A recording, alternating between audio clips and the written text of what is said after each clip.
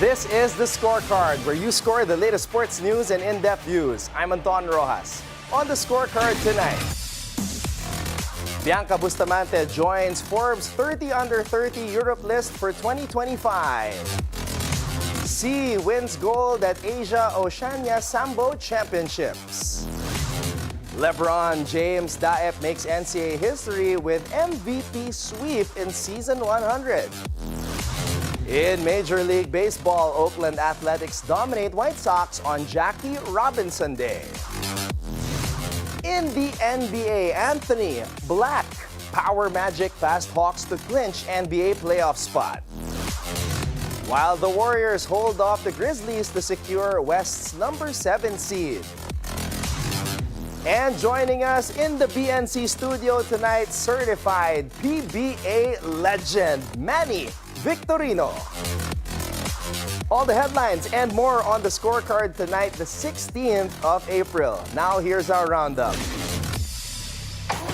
Filipina racing sensation Bianca Bustamante has been named to the prestigious Forbes 30 under 30 Europe 2025 list under the sports and games category, marking another major milestone in her young but already illustrious career at just 20 years old. Bustamante has made headlines as the first female driver to join the McLaren Driver Development Program with racing credentials that include stints in Formula 4 and F1 Academy. Forbes praised her not just for her performance on the track, but also for her growing influence online, using social media to share her journey and land sponsorships from global brands in 2024. She also made waves on the global marketing scene, ranking 64th in the Sports Pro Media and North Star Solutions Group's list of the world's 150 most marketable athletes. The only Filipino athlete to make the cut, Bustamante took to Instagram to share her gratitude, writing, "Not gonna lie, I applied and sent over the application, answered the questions without ever thinking I'd actually get selected." The young racer isn't slowing down anytime soon after wrapping up her final season with F1 Academy. Bustamante is now set to compete in the 2025 GB3 Championship, which kicks off on April 26 to 27. Sydney C brought home a gold medal for the Philippines after winning her category at the prestigious Asia Oceania Sambo Championships in Tashkent, Uzbekistan. C dominated the women's 80-kilogram sports sambo division, defeating Mongolia's Buyazayanya Serochir 3-0 in a 2-minute 51-second final earlier in the competition. C overcame Kazakhstan's Arelim Abanova 1-0 to advance to the final. Aislinn Yap also won gold in the women's 80-kilogram sports sambo, while Richmond Ravina took silver in the men's 64-kilogram sports sambo SBI1 category. With C's gold, the Philippine team finished with 2 gold medals and 1 silver. The team ended up 3rd overall behind host Uzbekistan and Kazakhstan. Lebron Jhames Daep capped off his high school career with a historic double, winning both the season MVP and finals MVP as he led the Junior Altas to their first NCAA Juniors Basketball Championship. Daep, who was also named to the mythical and all-defensive teams, became the first player to achieve the MVP sweep since Baser Amer did it for San Beda in 2010 during season 86. The Junior Altas' title run in season 100 ends a 4-decade wait, marking their first championship since joining the NCAA in 1984. After a tough loss in Game 2, where he scored a season low, Daep bounced back strong in the decider, finishing with a double-double, 12 points, 10 rebounds to go along with 2 assists, 2 steals, and 2 blocks to power a dominant 101-67 victory over Benilde LaSalle Green Hills. Daep emphasized the importance of team chemistry, sharing that beyond the championship, it was their reinforced bond after Game 2 that made the win even more meaningful. Moving on to Major League Baseball, the Oakland Athletics opened their 6-game road trip with a 12-3 victory over the White Sox on Jackie Robinson Day in Chicago. Tyler Soderstrom powered the offense, hitting a 3-run homer in the first inning and adding another layer to take the lead in MLB home runs. The Oakland Athletics took control early with a 3-3 tie, quickly broken by Gio Urshela's RBI double and Shea Langenlayer's solo shot, his fourth of the season. Soderstrom finished 3 for 5 with 2 home runs, 6 RBIs, and 3 runs. The Oakland Athletics added 4 more runs in the 6th, including another 3-run homer from Soderstrom. To seal the win, Jeff Springs, despite a rough start, settled in to earn his 3rd win, pitching 5 innings with 3 earned runs. Langeliers and Jacob Wilson contributed, and Mitch Spence pitched 3 scoreless innings to close it out for his first career save. With the win, the Oakland Athletics moved to 7-10 on the season. They'll look to secure the series tomorrow with Osvaldo Bido on the mound against Jonathan Cannon for the White Sox. Now, on to the NBA play-in tournament. Cole Anthony scored 13 of his 26 points in a dominant fourth quarter as the Orlando Magic cruised past the Atlanta Hawks 120-95, securing the 7th seed and a first-round matchup with the Boston Celtics. Wendell Carter Jr. added 19 points. Paolo Banchero finished with 17, 9 rebounds and 7 assists, while Anthony Black contributed 16 off the bench. The Magic took control early with an 18-2 run to close the first quarter up 32-17. Atlanta closed the gap to 6 by the end of the third, but Orlando slammed the door with a 41-22 final frame. Anthony and Black combined for 5 triples as Orlando's bench outscored Atlanta's 57-30. Meanwhile, frustration got to Trae Young, who had a game-high 28 before being ejected late after 2 technical fouls. Franz Wagner added 13 points and 13 rebounds, while Atlanta got 15 from George Niang and from Mohamed Gaye. The Hawks now face a do-or-die play-in for the final Eastern spot against Miami or Chicago on Friday. Meanwhile, the Golden State Warriors outlasted the Memphis Grizzlies 121-116 in the NBA play-in tournament in San Francisco, earning the number 7 seed in the Western Conference playoffs. Jimmy Butler III led the Warriors with 38 points, while Stephen Curry chipped in 37, including 6 3-pointers, and perfectly executing 13 free throw attempts to help his team hold off a charge from Memphis. With the win, Golden State now preps for a first-round showdown with the second-seeded Houston Rockets. Memphis will face either the Sacramento Kings or the Dallas Mavericks on Friday to decide who claims the number 8 seed. Desmond Bane carried the Grizzlies with 30 points, including 5 3-pointers, while Ja Morant added 22 points despite an ankle injury that kept him out for part of the second half. Jaren Jackson Jr. added 18 points. Zach Edey pulled down 17 rebounds to go along with 14 points. And Santi Aldama also contributed 14 points.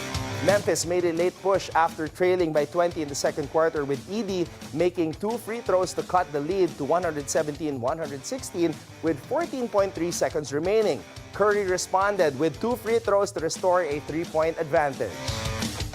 After a Memphis timeout, Aldama committed a turnover on the inbound pass, leaving the Grizzlies with no chance to tie. Curry was fouled again with 3.4 seconds left and sealed the win with 2 final free throws.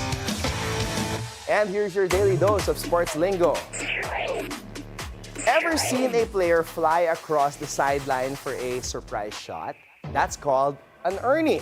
A slick and aggressive move in pickleball where a player jumps outside the court sideline just next to the kitchen to slam the ball mid-air without violating the non-volley zone. It's named after Ernie Perry, one of the first to make the move famous. An Ernie catches opponents off guard, showcasing both skill and court awareness. It's a highlight reel moment that's become a fan favorite. Dodge the kitchen, fly like Ernie, and make that point burn. Now it's time for our off-court buzzer. Luka Doncic's blockbuster move from the Dallas Mavericks to the Los Angeles Lakers shook up the basketball world and ignited a wave of fan excitement across the globe. Well, his number 77 Lakers jersey has officially become the NBA's bestseller for the 2024-25 regular season. The Slovenian superstar made history as the first international player to lead the league in jersey sales. He's also broken a decade-long streak, becoming the first player not named Stephen Curry or Lebron James to claim the top spot since Carmelo Anthony's number 7 Knicks jersey dominated back in 2012-13. But Curry and James are still right behind him, with Curry's number 30 Warriors jersey coming in second and James's number 23 Lakers jersey holding strong in third. The rest of the top 10 includes the likes of Jason Tatum, Jalen Brunson, Victor Wembanyama, the King, the Chef, the Don, and a new generation of ballers all taking center stage. And if you're still wondering, yes, Luka looks just as good in purple and gold. And that's our roundup for tonight, the 16th of April. Up next, PBA legend, one of the league's original big men, Manny Victorino, joins us when we return right here on The Scorecard.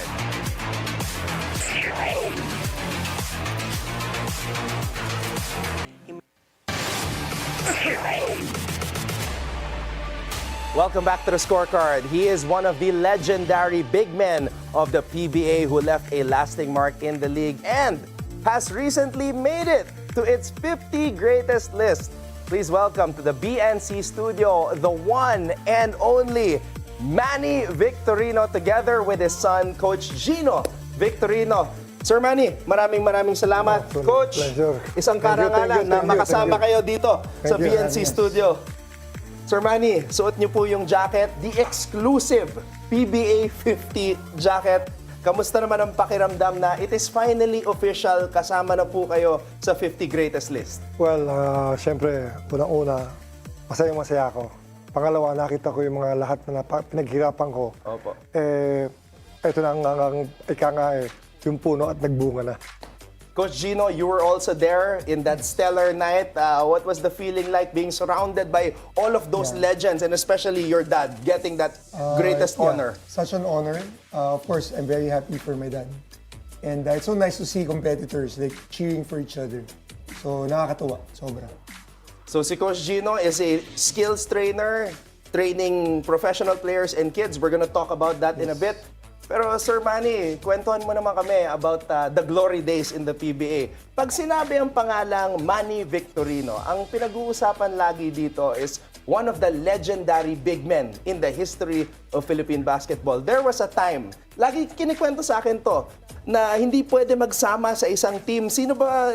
Mon Fernandez, Abet Kidamen, Manny Victorino. Kwentuhan niyo naman po kami about those days. Well, nung kasagsagan nung PBA noong 1980s, talagang ang mga bawat kupunan, talagang may kanya-kanyang lakas na naglalaro sa bawat game. Okay. So, nag-decide ang PBA na huwag pagsamahin si Mon Fernandez, Kidaben, ako, at sinama na rin si Bilyonaryo nung kahulihan na. Okay. Kaya nagkaroon ng, ang tawag yata dyan elite. So, kami yung mga player na hindi pwedeng pagsamahin sa isang team. Kasi nung time na yon, ang mga average na ng height, like pag 6'5 ka na, center ka na di ba? Ngayon dumating na ito na 2025, ang mga player, may 7-footer na tayo. Meron tayo mga 6'10", 6'11", so hindi na po pwedeng gawin yun. Bawat kupunan kasi, meron na magagaling yung mga player, iba na eh. Hindi na yung dati na yung mga 6'5 na wala namang lalakpas pa 6'5 na medyo may mga kilos, ganon. Kaya ngayon, binago na nila. Inalisan nila yung elite, yung pagsamahin yung magagaling na player. Ngayon, pagka mapapansin mo, tulad ng Ginebra, San Miguel, bakit yung mga player nila na talagang ang tataas, ang lalakas, ang lalaki ng katawan? Si June, di ba? Yes. Number 1 is June. Nakita mo ng katawan ni June. Sabi ko nga, nung na-meet ko siya, ang laking tao na ito. Talagang mahihirapan talagang bantayan to kahit siguro magtulong-tulong yung mga ang lakas ng mukhang talagang yung build niya, iba yung lakas niya. I think naka 8 MVP na yata siya.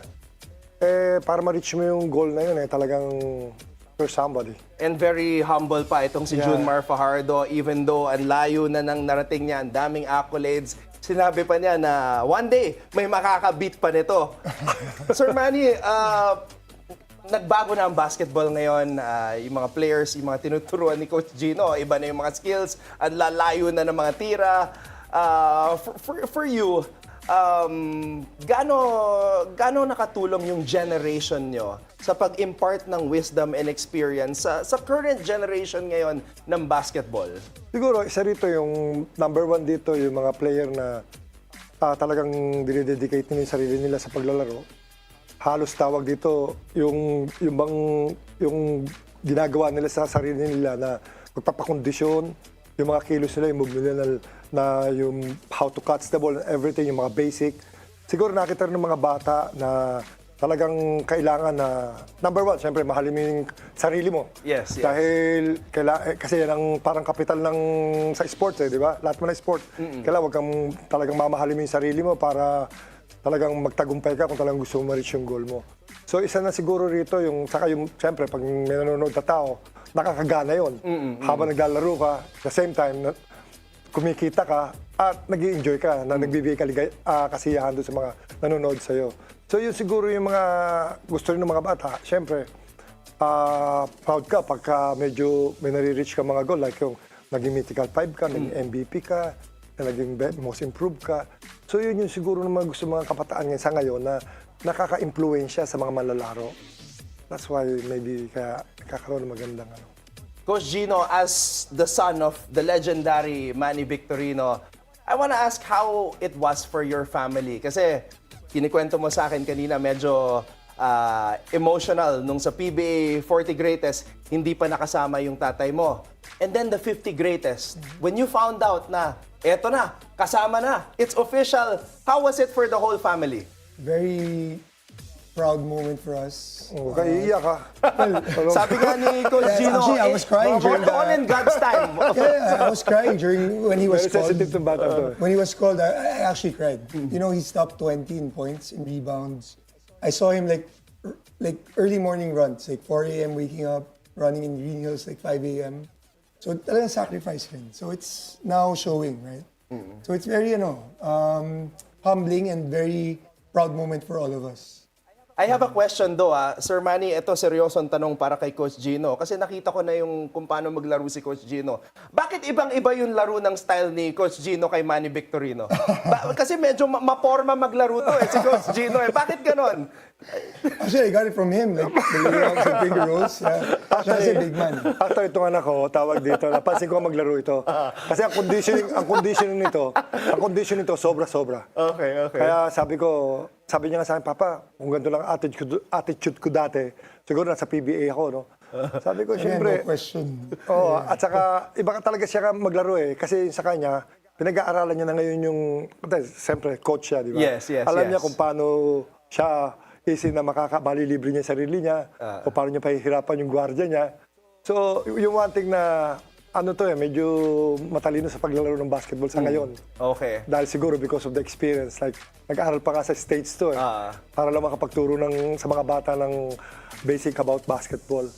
Sir Manny, ikaw, I wanna ask you, kasi yung pangalang Victorino, ngayon, si Coach Gino na ang nagpapatuloy ng legacy, and Coach Gino actually has some basketball camps, lalo na ngayon, summer. So how proud are you na si Coach Gino naman, di ba, nag-i-impart naman ng wisdom as a coach sa next generation? Well, actually, yung nangyayari sa anak ko ngayon, gusto ko rin talaga maging coach, makatulong sa mga bata. Okay. But hindi pinahintulutan ni Lord, so nasa anak ko na ang bagabasaya, ang baton. Siya na yung magpapatuloy, na magtuturo. Yes. Yan ang anak ko. Siya na yung magtuturo sa mga bata ngayon at magbibigay ng kaalaman paano matuto ng how to catch the ball, how to dribble, how to pick and roll, how to shoot the ball, conditioning. Anak ko, magaling yan. Okay. Punta tayo dito sa LED kasi, Sir Manny, sinabi mo, how to catch the ball, how to dribble. Eto, may bola tayo dito. Okay. Manny Victorino, the legend. Paano ba yung pagkuha mo ng bola? Okay. Dapat saradong ganyan. Para kahit na tawag dito, malakas ang bato sa'yo, sarado siya, hindi lalakpas yung bola. Kasi pag ganyan ka sumalo, lalakpas ang bola sigurado yan. Titignan niyo po sa likod, madali po lumabas ang bola dyan.